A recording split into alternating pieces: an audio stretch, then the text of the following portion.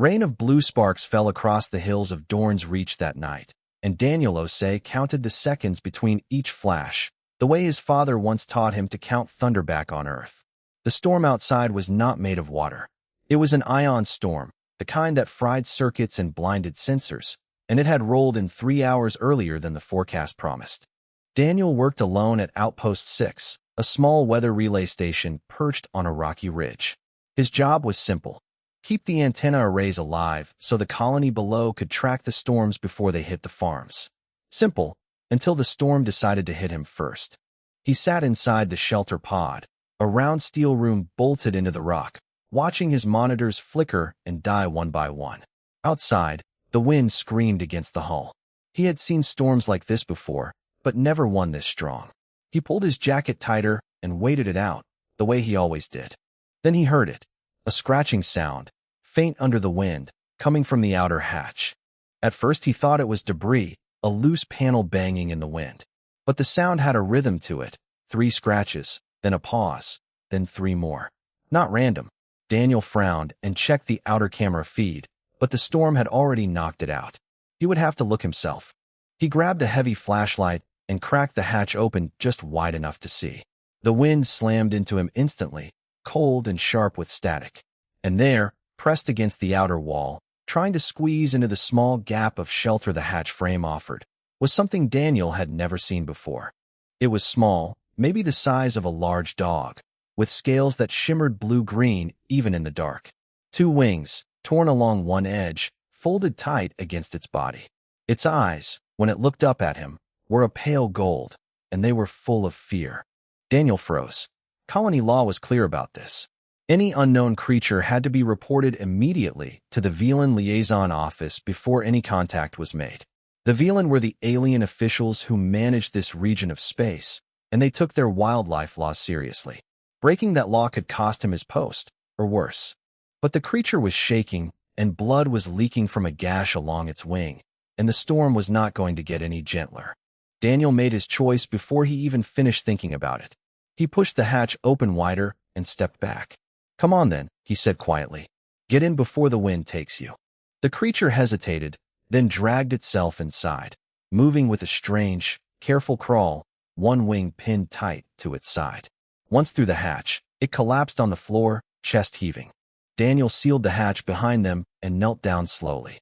Up close, the creature looked even stranger, part reptile, part something else entirely, with a ridge of soft spines running down its back and small clawed feet built more for climbing than walking. It watched him with those gold eyes, too alert, too aware, for something that should have simply been an animal. He reached for his medical kit, the same one meant for human injuries, and began cleaning the wound on its wing as gently as he could. The creature flinched but did not attack. It let him work, watching his hands the entire time like it was studying him. "You're not from around here, are you?" Daniel said, mostly to himself. He wrapped the wound with a strip of bandage and set out a bowl of protein rations, unsure if the creature would even eat human food.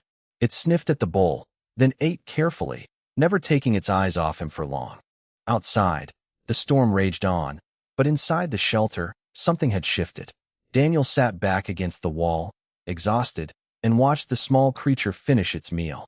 He told himself he would report it in the morning, once the storm passed and the channels were clear again. But when he finally lay down to rest, the creature crawled across the floor and curled itself against his leg, warm and trembling, and made a low, rumbling sound deep in its chest. It was not a threatening sound. Daniel looked down at the strange little shape pressed against him, its torn wing rising and falling with each breath, and felt something he did not expect. Not fear, not caution, just a strange, quiet certainty that whatever this creature was, he was not going to hand it. He reached down and rested a hand lightly on its back, careful not to touch the injured wing. The creature did not pull away. Outside, the storm slowly began to fade, the sparks in the sky growing thinner and further apart. But inside the little shelter on the ridge, something new had just begun, and neither of them, man nor creature, was ready to let go of it yet. Morning light came in thin and gray over Dorn's Reach, and Daniel woke to find the small dragon still pressed against his leg, exactly where it had fallen asleep hours earlier. For a moment, he thought the whole thing might have been some strange dream brought on by exhaustion. Then the creature stirred, lifted its head, and looked straight at him with those pale gold eyes, and Daniel knew it was very real. He sat up slowly, careful not to disturb the bandaged wing, and the creature immediately shifted closer, as if worried he might leave. All right, Daniel muttered, rubbing his face. I'm not. He tried, gently, to guide it toward the hatch a little later that morning, thinking maybe it would want to return to wherever it came from now that the storm had passed and its wound was cleaned. The creature would not move. When he opened the hatch to check the weather, it grabbed the edge of his jacket in its small clawed foot and held on with surprising strength for something so young. Daniel gave up on the idea quickly. Whatever this creature was, it clearly did not want to leave. As the day went on, he began to notice things that unsettled him in a way that had nothing to do with fear. While he worked at his console, running diagnostics on the storm-damaged relay, the creature sat nearby and watched his hands closely. At one point, Daniel tapped a rhythm on the desk out of habit, 3 taps, then 2. A moment later, the creature copied it exactly, tapping the same rhythm on the floor with 1 claw. Daniel stopped what he was doing and stared. He tried it again, a different pattern this time.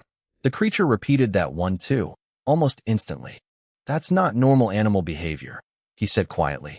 He pulled out his field kit and ran a basic bioscan, the kind meant for checking injured wildlife before treatment. The results came back strange. Body structure did not match anything in the local database, and the scan flagged an unusually high neural density for the creature's small size, dense enough that the kit's simple software could not even classify it properly. Daniel sat back, thinking hard. He needed a second opinion, someone who actually understood xenobiology, not a field engineer running basic diagnostics. He thought of Grace Whitlock immediately.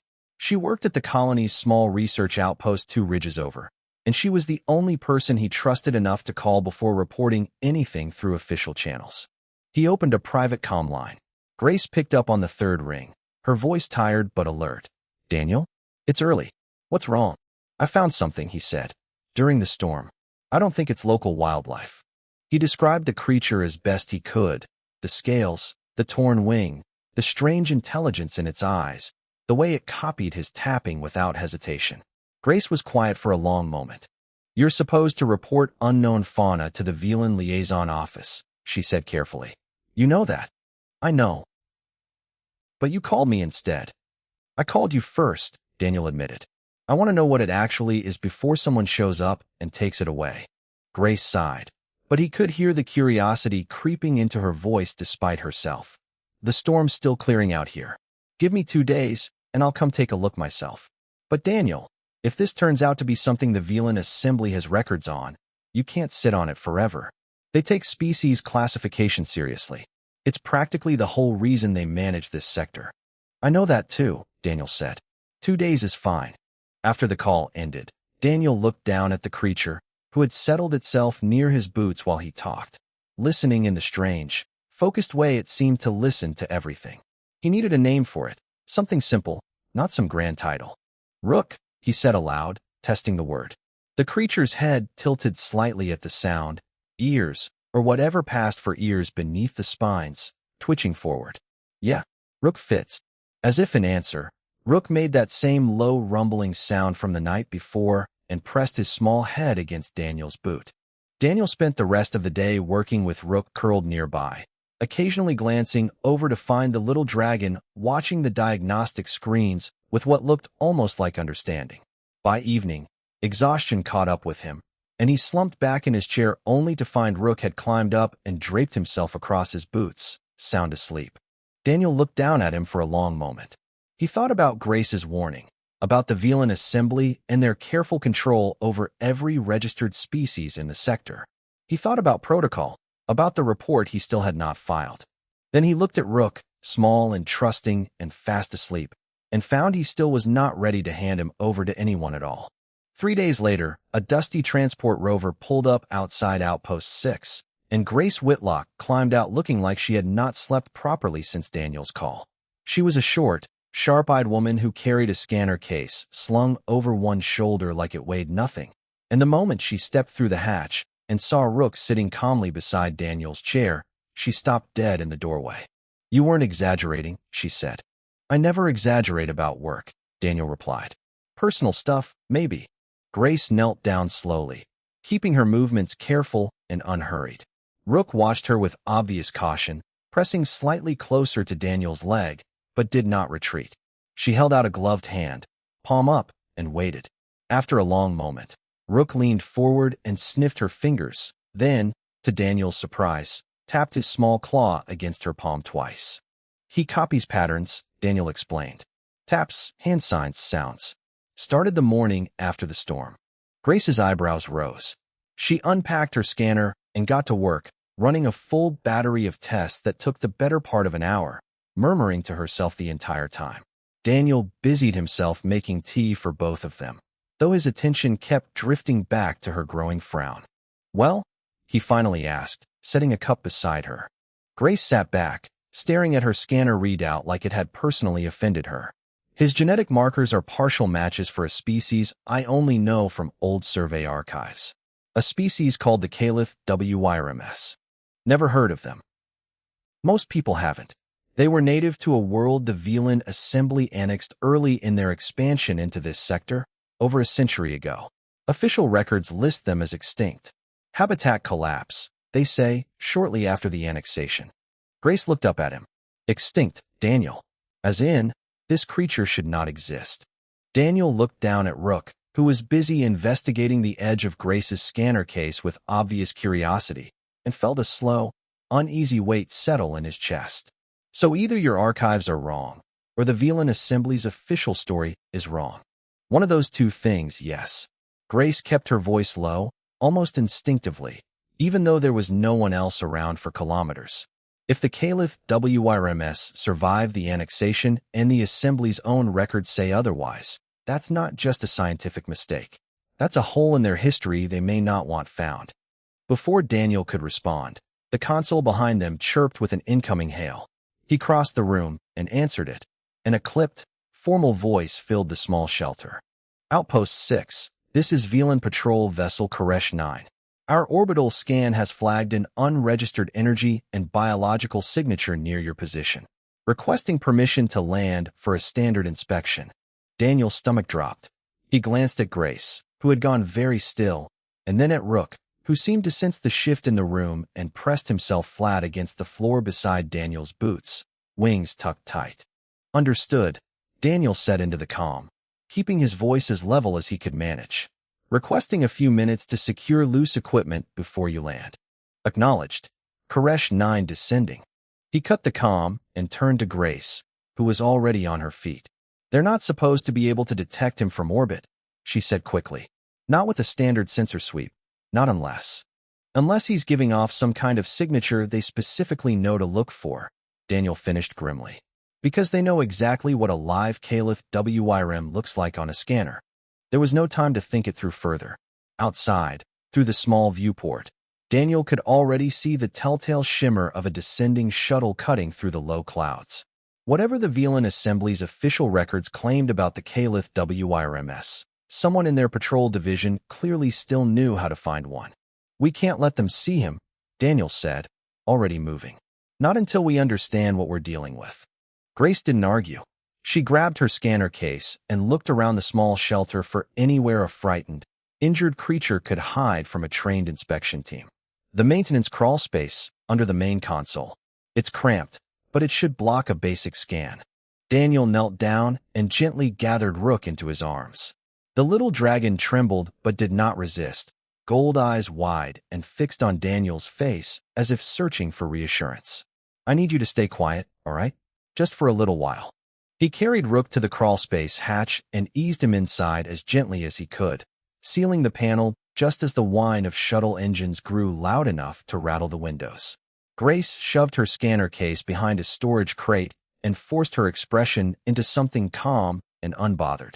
Outside, the Velan shuttle touched down on the ridge in a burst of dust and steam, and Daniel straightened his jacket, took a breath, and walked toward the outer hatch to meet whatever was about to walk through it.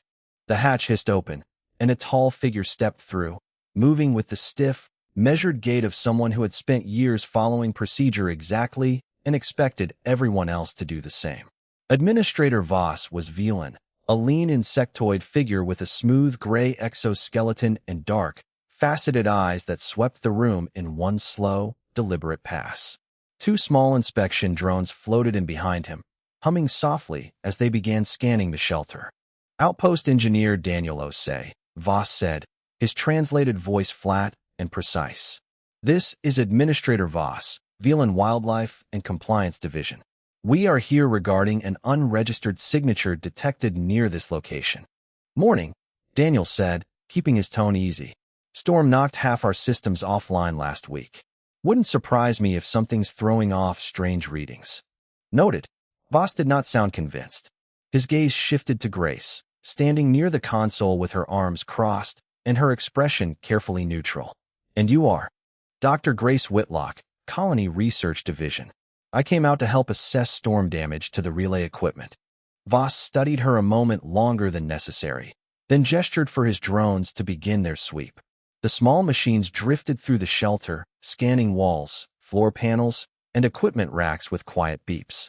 Daniel forced himself to stay still, resisting the urge to glance toward the maintenance hatch where Rook was hidden. Your relay unit, Voss said, moving toward the main console. Show me the damage. Daniel led him over and pulled up a diagnostic screen, quickly highlighting a section of code he had deliberately left broken that morning. A small, believable lie buried inside real storm damage. Power regulator took a spike. I've been meaning to replace the whole unit, but parts are backordered from the colony depot. Voss examined the readout with clinical patience. This would explain an energy fluctuation. It does not explain a biological signature. Daniel's pulse jumped, but he kept his face even. Might be wildlife nesting near the antenna base. We get ridge foxes out here sometimes, burrow right under the equipment for warmth.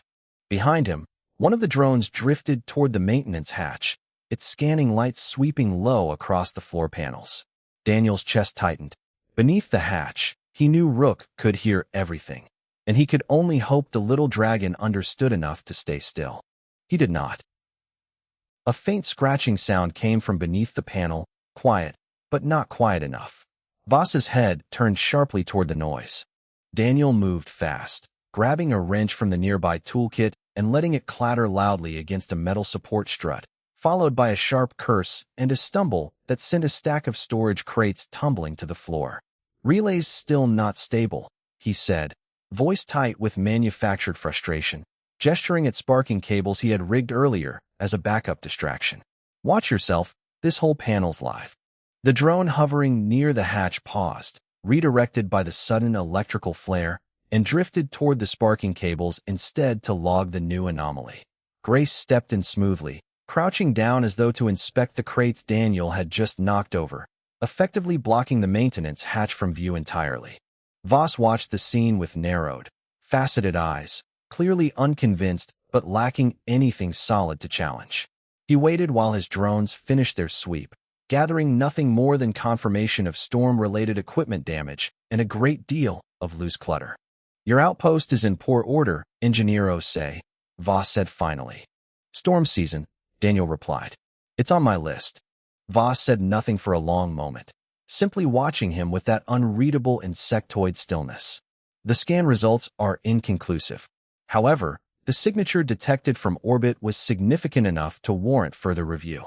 I will be escalating this matter through official channels. A full survey team may be dispatched at a later date. Understood, Daniel said, careful to keep any relief out of his voice. Voss turned and gestured for his drones to follow, moving back toward the outer hatch with the same rigid gait he had entered with.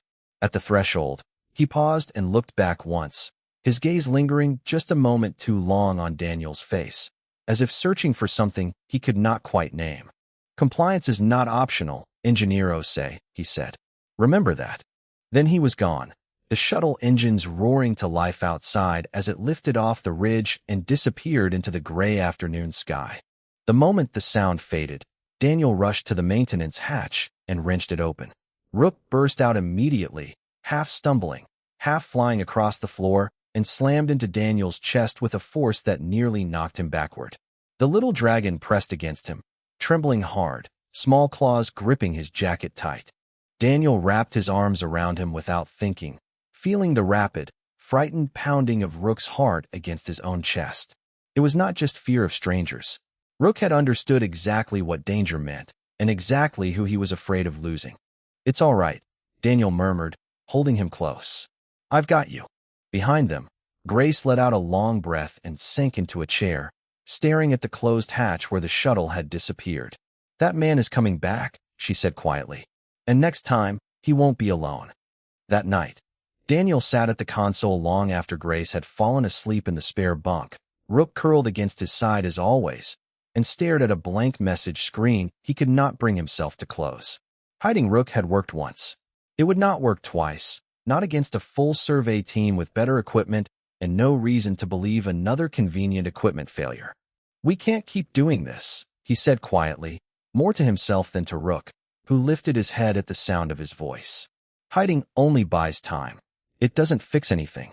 By morning, he had made his decision, and when Grace woke to find him already drafting a message, she read over his shoulder and went very still. "You're not sending that to the Velan Liaison Office," she said. "No," Daniel agreed. "I'm sending it to the Human Colonial Authority, Frontier Division." He explained his reasoning while he typed. If Rook's existence stayed a secret, sooner or later the Velan Assembly would find him anyway, and there would be no one to argue on his behalf. But if humanity's own colonial authority got involved first, officially, publicly, then Rook would not simply be an unregistered creature someone could quietly remove. He would be a discovery, documented and defended. The message went out that afternoon, carefully worded by both of them together. A request for formal recognition and protection of a newly discovered sapient species, discovered on jointly governed territory, with supporting data from Grace's scans attached. The response came faster than either of them expected. Within 2 days, a sleek courier ship landed at the outpost, and a calm, sharp-eyed man in a plain gray coat stepped out, introducing himself simply as Ellis Brandt, a mediator from the Colonial Authority's Frontier Division. He crouched down almost immediately to Rook's level, keeping his movements slow and unthreatening, and studied him with quiet fascination rather than the clinical caution Voss had shown. "Well," Brandt said after a long moment, "if even half of what Dr. Whitlock's scans suggest is true, this is going to get very complicated very fast." It did. Word of a possible Calith RM survivor spread through both human and Velan channels within days, and what started as a quiet colonial matter became something far larger. The Human Colonial Authority framed the discovery carefully but firmly, hinting publicly that the Velan Assembly's own historical records might contain a serious and troubling error, one that conveniently erased an entire species from their annexation history. The Velan Assembly did not appreciate the implication. Administrator Voss returned within the week, but this time he did not come with drones and quiet inspections. He came with formal paperwork and a translated legal argument, standing rigid in the small outpost shelter while Brandt sat calmly across from him. Under Assembly annexation law, Voss stated, any surviving specimen of a species native to formerly annexed territory remains property of the Velan Assembly, regardless of current location or discovery circumstance. "He's not a specimen," Daniel said sharply before Brandt could respond. "He's not property." Brandt raised a hand gently, signaling Daniel to let him handle it, though his eyes stayed steady on Voss. "Administrator, the joint colonial charter both our governments signed recognizes sapient self-determination as a foundational right for any confirmed sapient species, regardless of origin world. Dr. Whitlock's data, submitted and independently reviewed, indicates clear sapience markers in this individual. Language development, tool use, demonstrated emotional reasoning and attachment behavior. Preliminary findings," Voss countered, "unverified by Assembly scientists." "Then let Assembly scientists verify them," Brandt said evenly. "Publicly, alongside ours." The room went quiet. Daniel watched Voss's expression, or what passed for one on that smooth insectoid face, and thought he saw something shift there, a flicker of calculation rather than certainty. A public, independent verification was exactly what the Assembly did not want. Not if it meant confirming a species they had listed extinct for over a century was, in fact, still alive and had been all along. "This matter," Voss said finally, choosing his words with obvious care, "will be settled through proper channels. A joint tribunal, human and Velan representatives both present, to determine the creature's legal status. Rook, Daniel said quietly. His name is Rook. Voss's dark eyes flicked toward him, unreadable, then back to Brant. The tribunal will convene within the week. I trust that is acceptable. It is, Brant said. Voss turned and left without another word, his rigid posture betraying nothing of what he actually thought. The moment the shuttle lifted off, Grace let out a breath she had clearly been holding the entire meeting. A tribunal, she said. That's either very good news or very bad news. Daniel looked down at Rook, who had stayed pressed against his leg through the entire tense exchange, gold eyes moving between the adults as though he understood far more of what had just happened than anyone gave him credit for. Either way, Daniel said quietly, resting a hand on Rook's head, we're not backing down now. The tribunal chamber sat inside a neutral station orbiting Dorn's Reach, a wide circular room with human officials seated on one side and Velan representatives on the other, all beneath a domed ceiling that showed the slow-turning stars outside. Daniel had never felt more out of place in his life, standing at the center of it all with Rook pressed close against his leg, small and quiet amid so many watching eyes. Grace presented first, laying out her research with careful precision. She showed recorded footage of Rook copying tapped rhythms within a day of meeting Daniel, forming simple hand signs within a week, and reacting with clear, measurable distress whenever separated from him during testing. These are not instinctive animal behaviors, she said firmly, addressing both sides of the chamber. This is learning, reasoning, and attachment. Every marker we use to define sapience in any recognized species is present here. A Velan scientist on the panel challenged her data point by point, and Grace answered each challenge without flinching, backed by weeks of careful documentation. Slowly, the sharp edges of doubt in the room seemed to dull. Then it was Daniel's turn. He had not prepared a speech. Brant had offered to write him one the night before, something polished and persuasive, but Daniel turned it down. Standing there now, he simply told the truth. He crawled into my shelter during a storm, Daniel said. Hurt, scared, starving. I could have reported him right then and let the system handle it. I didn't. I patched his wing and gave him food, and he curled up against me like I was the only safe thing left in the world. He glanced down at Rook, who looked up at him with steady gold eyes. I'm not asking you to give me property. I'm asking you to recognize that something with a mind like his gets to have a say in his own life. He's not a specimen. He's not a piece of history you get to argue over. He's family, whether the law has a word for that yet or not. A murmur passed through the chamber. Administrator Voss sat rigid, unreadable as always, but for the first time Daniel thought he saw something almost like hesitation behind those dark, faceted eyes. Then Rook did something no one expected. He stepped forward, away from Daniel's side, small clawed feet careful against the polished floor, and faced the tribunal panel directly. He lifted one foot and tapped it twice against the ground, then made a soft, clear sound in his throat, one Daniel recognized instantly. It was the same rhythm he had taught him weeks ago as a simple game, 3 taps, a pause, a low hum. Daniel had never told him what it meant. Rook had decided that on his own. He turned, deliberately, and walked back to press himself against Daniel's leg, choosing his place in front of everyone watching. The chamber went silent. Even Voss said nothing.